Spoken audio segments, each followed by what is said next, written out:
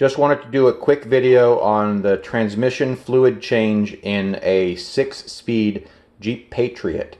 That is a 2014 through 2017 Jeep Patriot with the 6-speed automatic transmission, not the CVT. This transmission has a under so-called normal service lifetime fill in the transmission, or if you have rough service, off-road, taxi, really everybody should be doing this. Unless you really just don't give a darn about the vehicle, just assume rough service means you, because there's no such thing as too much maintenance, basically. So this vehicle has 103,000 miles on it. It had a single previous owner, no history of fleet use, but of course we have no idea how the previous owner did anything. My assumption is that they never changed the fluid because it says in the owner's manual either lifetime fluid fill under so-called normal circumstances, or 120,000 miles, I believe, was the service interval under taxi, fleet, rough service intervals. And so being at 103,000 miles, it had not even reached that interval yet. Now, my personal opinion, if it's a vehicle that I own, and I do own this vehicle, but I didn't buy it until 103,000 miles, my opinion is that no friction-based automatic transmission should ever bathe longer in its own juices than about 60,000 miles. And here's kind of a little bit of what to expect in there. Again, this is a vehicle that states lifetime fluid fill.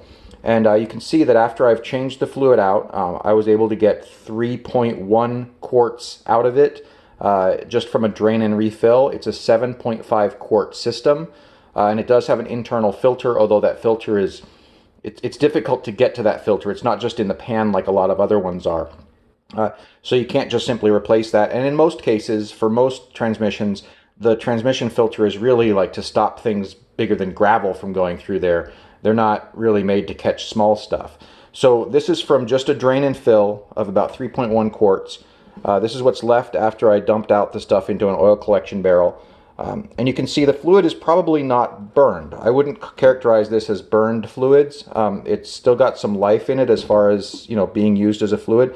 But you can see all the stuff that's in there. And there was a lot suspended in what I poured into the oil tank as well. So this is just the part that kind of precipitated out just over 2 days from when I changed it until now into this collection pan. And you can see that there's some pretty big pieces in there. I'm not going to put my finger in there to feel the texture on them, but their size kind of speaks for themselves. And those are on the inside here in the oil. Those aren't stuck to the outside bottom of this container.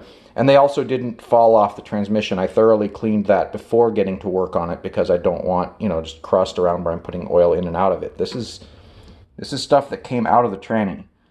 So my advice on the Jeep Patriot and Compass and anything else with the 6-speed transmission, if you care about the vehicle, go ahead and change the fluid out at 60,000 miles. If you're doing just a drain and refill, there's a procedure for this. There's actually several procedures for it.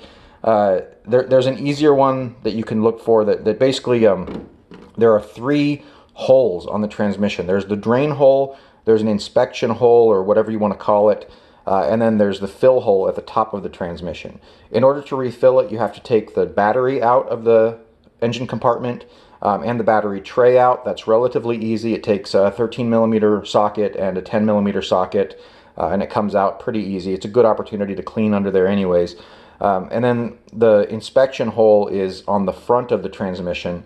When you're underneath it, you can see it. Don't quote me on this. You'll want to look up the procedure, but it basically comes down to you drain the transmission by opening up the drain hole, and then you close the drain hole, and then you take off the inspection plug, and you fill until the inspection plug gets, starts leaking out basically. And then you close the inspection plug, and then you add 34 more ounces of transmission fluid. Again, don't quote me on that. It's just going from memory, but that'll put the right amount in there. There's also a way to get it by measuring, but that's kind of a bigger pain in the neck if you ask me, because you have to have a special tool for measuring the height, and apparently the measuring hole is not the same hole that you fill through, so that's not the way I would do it. Especially since there's a technical service bulletin from Jeep to do it the way I just described. Anyway, I just thought someone might find this interesting. I could probably get long-winded beyond how long-winded I already am here. This is 103,000 miles on the transmission fluid, and as you can see, there's quite a lot of precipitation of clutch material. The bolt did have, the drain bolt did have a magnet on it, and the magnet had a little beard of magnetic material. I'm expecting this is mostly friction material from the clutches, which is probably not ferrous and therefore not magnetic. But it's still, it's still abrasive, and you don't want abrasives in your lubricant. So when you do change it, if you change it, the way I did, where you drain out the 3.1 quarts, you know that's only getting approximately 41% of the fluid from a 7.5 quart system, which means that if you need to drain it again and refill it, you do the same procedure and get 3.1 quarts out again. The next time you fill it, you've officially changed about 67% statistically of the fluid. And if you change it a third time, you've changed like statistically 79% of the fluid.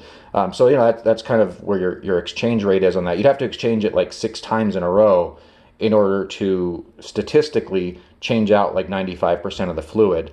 That might be a bit overboard. Even just doing it once is probably going to extend the life of your transmission by quite a lot.